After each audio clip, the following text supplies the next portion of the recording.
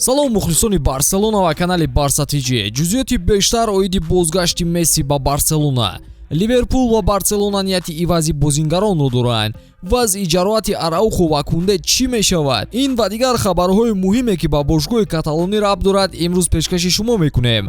аз шумо чун ҳар вақта лайк ва дар канал обуна шудан аз мо бошад наворҳои ҷолиб омода сохтанд. акнун ба роҳат чинеду тамошо кунед. даври шашуми Лигаи Миллатҳои Аврупо идома доранд. шоми имрӯз мунтахаби Олмон ба меҳмонии англисҳо рафта нияти бо ғалаба баргаштанро дорад. Англия ду бозии охири дучори бох шуда истодааст. Италия бошад бо рӯҳияи хуб озими Венгрия мешавад ва бо ғалаба ба садри гурӯҳи се баромадан мехоҳад. рақобатҳои Англия, Олмон ва Венгрия Италия яке аз дидорҳои асосии имшаба ба ҳисоб мераванд. дӯстони мо аз Ягикс бо пешниҳоди коэффициентҳои баланд ба ин бозиҳо шуру шавқашро зиёд кардан мехоҳанд. дар Ягикс регистратсияи осон ва пардохт аз тамоми гӯшаҳои канори дунё, вале аз ин ҳам муҳимтар бонус то $100 бо промокоди Барса TG. силкаи зарурӣ дар комментария. ба ҳама муваффақият.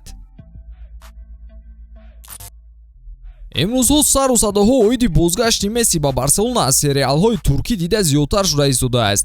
ҳамагон дар талоши пешниҳоди ҳама гуна навиде ки ба ин мавзӯъ рабт дорад ҳастанд. тибқи хабарҳои охир хавӣ метавонад дар ин гузариши эҳтимолӣ нақши асосиро бузад. қаблан низ ин вазифаи душворро хавӣ ба доши худ гирифта буд ва дар авзанаи трансферӣ тобистона кӯмаки асосӣ кард то якчанд харидҳои муфид баҳри даста карда шавад.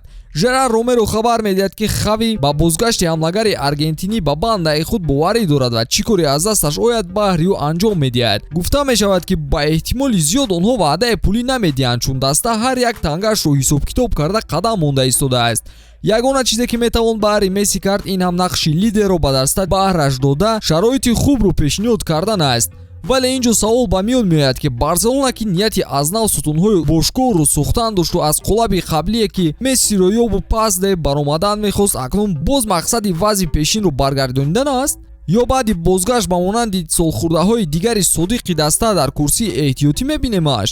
ба фикрам ин ҳама талош баҳри диққати оммаро ба худ ҷалб кардан мешаваду баъди як-ду мавсими ҳунарнамоӣ Месси корномаашро ба анҷом мерасонад ё худ ба дигар тарафи уқёнус рафта барои боқимондаи умраш пул ҷамъ мекунад. ин ҳам ба шарте ки Месси ба бозгашт розигӣ диҳаду шартномаашро бо дастаи кунуниаш тамдид накунад. ёдовар мешавем ки Месси дар дастаи Каталонӣ 520 бозӣ, 474 гол ва 216 партофти головар анҷом дода буду тобистони 2021 чизу чораашро ҷамъ оварда ба Париж кӯч баста буд.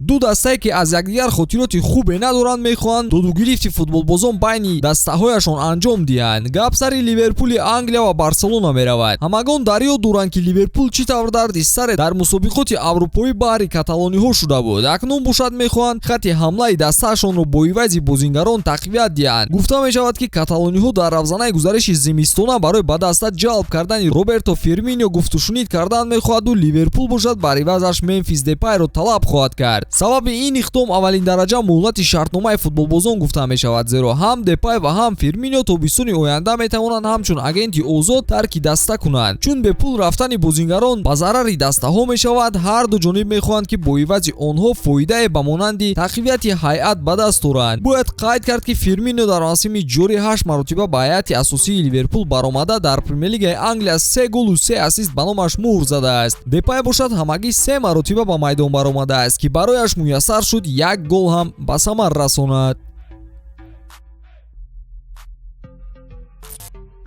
бошгоҳи Барселона боз дучори мушкилӣ шудааст. баъди талошҳои зиёде бо арақи ҷабин маблағ ёфта дар охирҳои равзанаи гузариши бозингарон ҳимоятгаронро хариданду Лапорта якдам нафас роз карданӣ буд, вале боз мушкилӣ дунборагираш шуданду яку якбора ду ҳимоятгари асосии даста дар бозиҳои тими миллиашон ҷароҳат бардоштанд. Кунде ва Араухо ки сутуни устувор дар ҳайати Барса шуда буданд акнун чанд муддат наметавонанд ба майдон бароянд. Барселона эълон кард ки натиҷаи муоинаҳои тиббӣ нишон доданд ки Араухо дар рони рост шикасти авулсионалӣ яъне шикастани пораҳои устухон дар нуқтаи пайвастшавии риштаи мушакҳо доштааст. ба ӯ пешниҳоди ҷарроҳӣ карда шуд, вале худи бозингар бо дигар роҳ табобатро интихоб кардааст то шонси дар чемпионати ҷаҳон иштирок карданро аз даст надиҳад. ӯ ин захмро дар бозии дӯстонаи Уругвай бо Эрон ки бо ҳисоби 1-0 ба нафи эрониҳо хотима ёфт гирифт.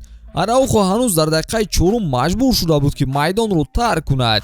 вазъияти кунде бошад ташхис шудааст ки дар рони чап аз ҷароҳати бисепс дорад. ӯ дар бозии аввали лигаи миллатҳо дар ҳайати фаронса бар зидди австрия ки ба ҳисоби 2-0 ба фоидаи фаронсавиҳо хотима ёфт ҷароҳат бардошта буд. шартҳои барқарорсозии бозингарон мушаххас нест. қаблан хабар дода шуда буд ки ҳимоятгари фаронсавӣ метавонад 3-4 ҳафтаро берун аз майдон ба муолиҷа сипарӣ кунад.